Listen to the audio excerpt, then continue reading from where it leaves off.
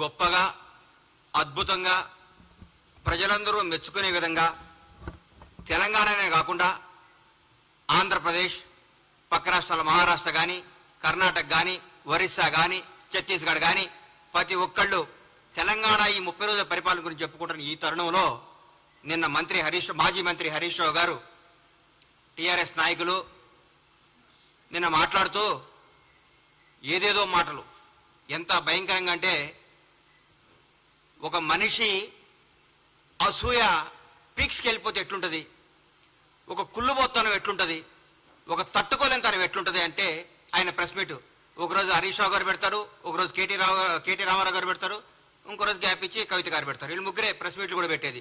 ఎందుకంటే టీఆర్ఎస్ నాయకులకు తెలుసు బ్రహ్మాండంగా చేస్తుంది కాంగ్రెస్ ప్రభుత్వం.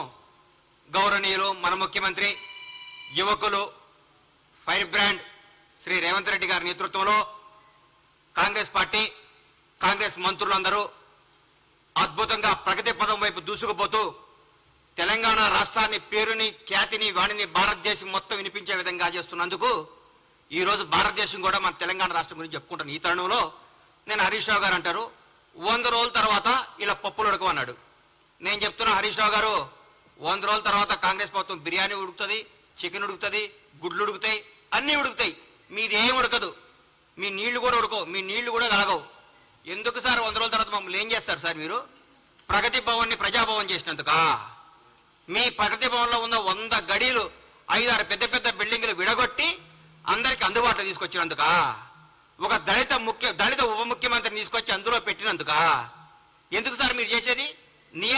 నియంతృత్వ పాలనకు పాతరేసి ప్రజాపాలన తీసుకొచ్చినందుకా? మరి మహిళలందరికీ ఫ్రీగా బస్సులు ఇచ్చాం, ఫ్రీ బస్ టికెట్. 8 కోట్ల పైచిలకు ప్రయాణించారు మహిళలు. మాటల విషయం కాదు ఇది. 8 కోట్ల మంది స్త్రీమూర్తులు ఫ్రీగా తెలంగాణ రాష్ట్రంలో టికెట్ లేకుండా. అందరూ అనుకుంటున్నారు నిన్న అన్న ఈ నెల నాకు 1300 మిగిలినాయి, ఈ నెల 1500 మిగిలినాయి, ఈ నెల 1600 మిగిలినాయి, ఈ 1600 తీసుకపోయి చిట్టి కట్టుకుంటా అంది మా ఇంట్లో పాపం మా ఇంట్లో పనిచేసే ఒక అమ్మాయి. నాకు చాలా ఆనందం అనిపించింది. ఇది ప్రజాపాలన అంటే, ఇది ప్రజా ప్రభుత్వం అంటే. 10 లక్షల రూపాయలు మేము ఆరోగ్య బీమా కింద పంపించినందుక మీరు ఏం చేస్తారు సార్? మేము ఏ నిరుగత్వం లేకుండా, ఏ రికమెండేషన్ లేకుండా నిజాయితీ గారి పరిపాలన అందిస్తున్నందుక, నీతి గల నాయకుల్ని మంచి మంచి ఉద్యోగాలు నియమించినందుక ఏ ఫీలింగ్ లేవు.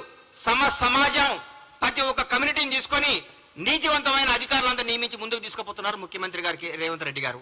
మీరు దీనికా సార్ ఎందుకు కుళ్ళుకుంటున్నారు సార్? మీరు నాకు అర్థం కావట్లేదు. కాళేశ్వరం మొత్తం మీ మేడిగడ్డ కాళేశ్వరం అవినీతి మొత్తం మా వాళ్ళు ఎంక్వైరీ చేస్తున్నందుక సార్ మీరు? మా మంత్రులందరూ మా ముఖ్యమంత్రి గారితో పాటు కొలీగ్స్ అంటే అది బ్యూటీ ఆఫ్ డెమోక్రసీ అంటే చూపిస్తున్నాం కాంగ్రెస్ ప్రభుత్వం. ముఖ్యమంత్రి నేను, మీరందరూ దూరం ఉండాలి, మీకు ఇంటర్వ్యూలు ఉండు, నేను రూమ్ లో ఉంటా, నేను ఫామ్ హౌస్ లో ఉంటా, నేను ప్రగతి భవన్ నుంచి రాను, నేను ఎవరు కలపను, నాకు 3 వస్తే బయటకు వస్తా, 3 రాకపోతే ఇంట్లోనే ఉంటా, నా ఫుటానే చూసుకొని పరిపాలించుకోమని చెప్తారు మా ముఖ్యమంత్రి. ప్రతిరోజు ప్రజలకు, నాయకులకు అందరికీ అందుబాటులో సచివాలయంలో, ఇంట్లో ప్రతి కార్యక్రమానికి వెళ్తున్నారు, ప్రతి ఒక్కరితో మాట్లాడుతున్నారు, మమేకమవుతున్నారు. ప్రజా ముఖ్యమంత్రి అందుకా సార్ మీరు మమ్మల్ని 100 రోజుల్లో మమ్మల్ని మా పప్పులు అడుకొని చేసేది? ఏం చేయమంటారు? మమ్మల్ని పడుకోమంటారా? అవినీతి చేయమంటారా? మీ దగ్గర ఒక మంత్రి ప్రెస్ మీట్ పెట్టాలంటే మీ దగ్గర పర్మిషన్ తీసుకోవాలి.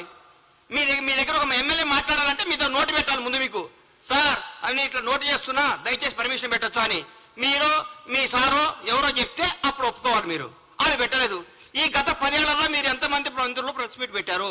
ఎంతమంది మీరు వచ్చి ఢిల్లీకి వచ్చి కార్యక్రమాలు చేశారు? నేను అంటారు ఈ పార్లమెంట్ లో కంపల్సరీ గెలవాలి. కంపల్సరీ గెలవకుంటే మన తెలంగాణ సమస్యలు ఢిల్లీలో మాట్లాడేది ఎవరుండరు. ఈ 10 ఏళ్ళు ఎవరున్నారు సార్ అధికారంలోకి? మీరు ఎంతమంది ఎన్నిసార్లు మీరు ప్రధానమంత్రి గెలిచారు సార్? ఎన్నిసార్లు కేంద్ర మంత్రులు గెలిచారు సార్? ఎన్నిసార్లు తెలంగాణకు రావాల్సిన హామీల గురించి మాట్లాడుకున్నారు సార్ మీరు? 30 రోజుల్లో మా ముఖ్యమంత్రి గారు, మా మంత్రులు ప్రతి ఒక్క సమస్యని ప్రధానమంత్రి గారి దృష్టికి, హోంమంత్రి గారి దృష్టికి, ప్రతి మంత్రి దగ్గరికి పోయి సార్ మా పరిస్థితి, మాకు ఇది రావాలి, మాకు ఇంతమంది ఐఏఎస్లు కావాలి, మాకు ఇది కనీసం తెలంగాణ ఆత్మగౌరవానికి చెందమైన జనవరి 26 నాడు చట్టకాలనే పెట్టించారు సార్ మీరు. మా ముఖ్యమంత్రి గారు పోయి ప్రధానమంత్రి గారిని ఇట్లా రిక్వెస్ట్ చేసి సార్ మా తెలంగాణ గౌరవం ఇది, మాకు ఇవ్వండి సార్ లెటర్ పంపిస్తే మాకు ఓకే చేశారు. అది ముఖ్యమంత్రి గారు చేస్తున్న పని. ఇంకేం సార్ మీరు మాట్లాడితే? మీరు ఏం కావాలి మీకు? మేము ప్రజల పరిపాలన కూడా బాగా చేయొద్దా? జనాన్ని వివేకవంతులు చేయొద్దా? జనాన్ని ప్రగతి పదం వైపు దూసుకుపోనియొద్దా? తెలంగాణ అవినీతిని అంతం చేయొద్దా? ఏం చేయమంటారు? 10 ఏళ్ళు మీరు కనీసం, నేనైతే మీరు ఓటమికి కనీసం 2 సంవత్సరాలనే ప్రెస్ మీట్ పెట్టారు. వీళ్ళు మామూలుగా వీళ్ళు మొత్తం ఎందుకు ఓడిపోయామని దాన్ని సమీక్షించుకుంటూ కూర్చుంటారన్న. అరే మా ఆగం పాడుగాను రోజుగా ప్రెస్ మీట్, ప్రతిరోజు ప్రెస్ మీట్ సార్. దేనికి ఏం చేస్తారు సార్ మీరు? మీరు ప్రగతి భవన్ ఓడి నుంచి వెళ్ళిపోయిన రోజు నుంచి ఈ రోజు వరకు చూస్తున్నా మీరు ఆ టీఆర్ఎస్ భవన్లో కూర్చొని ప్రెస్ మీట్లు పెట్టుకోవాల్సిందే. రాబోయే 10 ఏళ్ళు, రాబోయే 10 సంవత్సరాలు మీరు టీఆర్ఎస్ భవన్లో ప్రెస్ మీట్లు పెట్టుకోవాల్సిందే. మీరు ఈ ప్రజా ప్రభుత్వాన్ని చూసి కుళ్ళుకోవాల్సిందే. ఈ ప్రజా ప్రభుత్వం గురించి మీరు రోజు బాధపడాల్సిందే. మీరు ఏ విధమైన చేయలేరు. అధికార నియామకాల్లో కూడా సమాజం పాటించింది మా ప్రభుత్వం. ఎవ్వరికి ఎక్కడ బంధు ప్రీతి, కుల ప్రీతి, రాగద్వేషాలకు దూరంగా పెట్టి సమర్థవంతమైన నాయకుల్ని, నిజాయితీవంతమైన నాయకుల్ని నియమించింది మా ప్రభుత్వం. సగర్వంగా చెప్పుకుంటున్నాం. ప్రజల స్వేచ్ఛావాయువు పీల్చుకుంటున్నారు. అబ్బా ఎంత హాయిగుందరా, బ్యూటీ ఆఫ్ డెమోక్రసీ ఎంత బాగుందిరా, కాంగ్రెస్ ప్రభుత్వం ఎంత పరిపాలిస్తుందిరా, ఇందిరమ్మ రాజ్యం అంటే ఇదే కదా, సోనియమ్మ కన్న కళ్ళు ఇదే కదా, సోనియమ్మ అందుకనే కదా తెలంగాణ రాష్ట్రాన్ని ఇచ్చింది, మన్ను పరిపాలించుకోవడానికి కదా తెలంగాణ ఇచ్చింది మాట్లాడుతున్నాం. అంత జనమందరూ చెప్పుకుంటున్నారు సార్. ఈ రోజు మేము ఎవరి దగ్గర బానిసత్వంగా ఉండలేదు.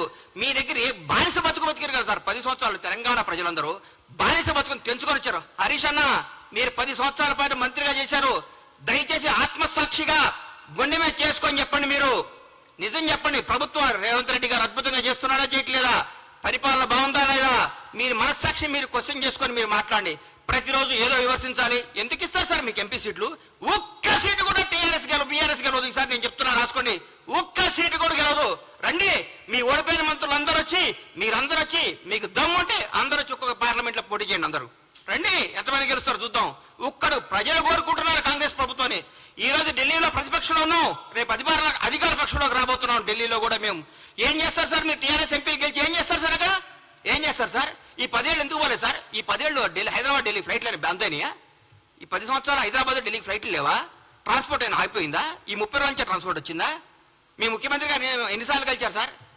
రాష్ట్రపతి వస్తే, ప్రధానమంత్రి వస్తేనే స్వాగతం పలకటానికి కూడా వెళ్ళని ముఖ్యమంత్రి గారు సార్ మీది. అది మీది. మా ముఖ్యమంత్రి గారు, మాజీ రాష్ట్రపతి గారు వస్తే పోయి పలకరించి నమస్కారం పెట్టి ఆయన సంస్కారం చాటుకున్న గొప్ప నేత రేవంత్ రెడ్డి గారు. రేవంత్ రెడ్డి గారు యువకుడు, ఉత్సాహవంతుడు, ప్రజల కోసమే, ప్రజా శ్రేయస్సు కోసమే, ప్రజల భాగముల కోసమే, తెలంగాణ ప్రజల కోసం పోరాడుతున్న వ్యక్తి ముఖ్యమంత్రి గారు. ఆయనను పట్టుకొని ఆయన పిసిసి అధ్యక్షుడిగా ఉన్నప్పుడు ఏం చేశారు, పిసిసి అది లేనప్పుడు ఏం చేశారు? విమర్శిస్తారు సార్, విమర్శిస్తారు. ప్రజలు ఒప్పుకున్నారు. మా కార్యకర్తలందరూ మా ఇంటనే ఉన్నారన్నారు హరీష్ అన్న. 10 సంవత్సరాల ప్రతిపక్షంలో ఉన్నా కానీ కాంగ్రెస్ కార్యకర్తలందరూ కాంగ్రెస్ లో ఉంటారు. ఈ రోజు ఏ పార్టీ కార్యకర్తలు అధికారం ఉన్నా లేకపోయినా ఒక కార్యకర్తలు అంటూ ఉంటారు. బీజేపీ కార్యకర్తలు బీజేపీతో ఉంటారు, సిపిఎం వాళ్ళు సిపిఎంతో ఉంటారు, సిపిఐ వాళ్ళు సిపిఐతో ఉంటారు. ఏ పార్టీ కార్యకర్తలు ఆ పార్టీతో ఉంటారు. కార్యకర్తలు ఎక్కడికి పోరు. కానీ జనం మాత్రం ఈ రోజు కాంగ్రెస్ పార్టీ వెనకాల ఉన్నారు. కాంగ్రెస్ పార్టీ అభివృద్ధి వైపు ఉన్నారు. కాంగ్రెస్ పార్టీ మంచి పరిపాలన కోసం ఉన్నారు. కాంగ్రెస్ పార్టీ చేస్తున్న అభివృద్ధి వైపు ఉన్నారు. దయచేసి ఇకనైనా ఆలోచించుకోండి. కొంతకాలం మీ మానసిక స్థితిని మీ తప్పులు ముందు రెక్టిఫై చేసుకోండి. అప్పుడే 30 రోజులు తట్టుగా ఇవాళ చెప్తున్నా, రాష్ట్రానికి 2వ ముఖ్యమంత్రి రేవంత్ రెడ్డి గారు రాబోయే ఎన్ని తరాలు ఉంటారో, ఎన్ని రోజులు ఆయన పేరు గుర్తుంటుందో మీరు గుర్తుపెట్టుకోండి. నేను చెప్తున్నా, కాంగ్రెస్ ప్రభుత్వం ఈ రోజు అందరికీ అందుబాటులో ఉంది. డైరెక్ట్ సెక్రటరీకి వెళ్ళిపోతున్నారు సార్. ఎవరు పడ్డా ఏ సమస్య ఉన్నా సెక్రటరీకి పోతున్నారు. ఏ సమస్య ఉన్నా ఒక మంత్రి గారిని కేక్ వాక్తో కలుస్తున్నారు. ఏ సమస్య ఉన్నా ముఖ్యమంత్రి గారి దగ్గర పోతున్నారు. ఇంతకంటే ఏం కావాలి సార్? సెక్రటరీకి ఎవరైనా వచ్చారా సార్? మీరు కట్టిన ఈ ప్రగతి సెక్రటరీకి ఎవరైనా ఒక్కరు రాగలిగారా సార్? గేట్ల కాడ బంద్ చేపిస్తారు మీరు, గేట్ల కాడ మూపే చేస్తారు మీరు. మీరు ఏందో మాట్లాడదు. ఎందుకు సార్ మీరు ఎందుకు మీరు ఇంత టెన్షన్ పడుతున్నారు? ఎందుకు? మరీ ముఖ్యంగా హరీష్ రావు గారు, కేటీఆర్ గారు అయితే వాయమ్మనే ఆగం చేస్తున్నారు సార్. పెండ బిసినట్టు పిస్తున్నారు. ఎందుకు సార్? ఆగండి, కొద్దిగా ఆగండి సారం. పిసుకకండి కొంతకాలం. మిమ్మల్ని మీరు చెక్ చేసుకోండి, మిమ్మల్ని మీరు చేసుకోండి. జనం మోసపోయారా? ఎందుకు పోతారు సార్? జనం చాలా విజ్ఞతతో ఉంటారు సార్. మీ అందరికంటే మనందరికంటే జనం చాలా తెలివిగలవాళ్ళు. చాలా గొప్ప నిర్ణయాలు తీసుకున్నారు. ఈ రోజు వాళ్ళకి అవసరం, రాష్ట్రానికి అవసరం కాబట్టి కాంగ్రెస్ పార్టీ ఘన విజయం సాధించింది. రాష్ట్ర ప్రజలందరూ కోరుకుంటున్నారు కాబట్టి కాంగ్రెస్ పార్టీ అద్భుతంగా పరిపాలిస్తుంది. రాష్ట్ర ప్రజలందరూ ఆనందపడుతున్నారు ముఖ్యమంత్రి గారిని, కాంగ్రెస్ మంత్రివర్గాన్ని చూసి. ప్రతి ఒక్క మంత్రి ఒక హోదాతో, స్వతంత్ర హోదాతో ధైర్యంగా దమ్ముగా పరిపాలిస్తున్నారు. వాళ్ళ వాక్ స్వాతంత్ర్యం ఉంది ఇక్కడ.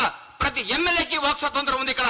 ప్రతి నాయకుడికి వాక్ స్వాతంత్రం ఉంది. ఎవరైనా మాట్లాడచ్చు. మీ దగ్గర మాట్లాడాలంటే ఏమవుతుందో నాయన, ఉన్న ఉద్యోగం పోతుందని భయం. మీ ముఖ్యమంత్రి గారు ప్రెస్ మీట్ పెడితే పక్కన ఒక దళిత మంత్రి గారు కూర్చుంటేనే ఎల్లగొట్టిరు. మేము మా బ్యూటీ చూడండి. ప్రగతి భవన్ ఉన్నాయి, ముఖ్యమంత్రి నివాసాన్ని డిప్యూటీ సీఎం బట్టి విక్రమార్క గారు దళిత ఉప ముఖ్యమంత్రి గారికి ఇచ్చి అన్నా మీరు అందులో ఉండండి అని చెప్పారు. అది మా గొప్పతనం. దయచేసి ఇప్పుడు చెప్తున్న హరీష్ రావు గారు కొంతకాలం ఓపిక పట్టండి. 100 రోజులు కాదు, 1000 రోజులైనా మీకు రారు, 1000 రోజులైనా మీకు జరగదు. మీరు ప్రెస్ మీట్ పెట్టే అవకాశం ఉండదు. ఊరికే మీరు పెట్టాలి ప్రెస్ మీట్, ఎదుగు పెట్టాలి కాబట్టి పెట్టాలి. ఎందుకంటే మీకు అట్లాంటి ప్రెజర్స్ ఉన్నాయి పైన. ఏ ప్రెస్ మీట్ పెట్టు అలా తిట్టని మీకు ప్రెజర్స్ ఉన్నాయి కాబట్టి ఆ ప్రెజర్స్ తట్టుకోలేక మీరు పెడుతున్నారని నాకు అర్థమైంది. మీ మనస్సాక్షిలో మేము బాగా చేస్తున్నాం, మీ మనసుకు కూడా తెలుసు. మీరందరూ మా ముఖ్యమంత్రి గారిని, మా ప్రభుత్వాన్ని మెచ్చుకొని మమ్మల్ని ప్రోత్సహించి ప్రజలకు మంచి చేద్దాం, ప్రజలకు అద్భుతాలు చేద్దాం, ప్రజలకు ఫలాలని చేద్దాం. కానీ మా 6 గ్యారెంటీలు అమలవుతాయి. మా 6 గ్యారెంటీలు అందరికీ వస్తాయి. 100 రోజుల తర్వాత ముఖ్యమంత్రి గారు, మా కాంగ్రెస్ ప్రభుత్వం చెప్పినట్టు, మా రాహుల్ గాంధీ గారు చెప్పినట్టు, మా ప్రభుత్వం చెప్పిన అన్ని కార్యక్రమాలు అమలు చేస్తాం. మీలాగా అబద్ధాలు చెప్పం, మోసాలు చేయం, తప్పులు చేయం, బంధుప్రీతి లేదు, రాగద్వేషాలు లేవు, నిజాయితీ పాలన ఉంది. మీరందరూ కొద్దిగా ఓపిక పట్టాలని మనస్ఫూర్తిగా కోరుకుంటూ సెలవు తీసుకుంటున్నాను. Thank you.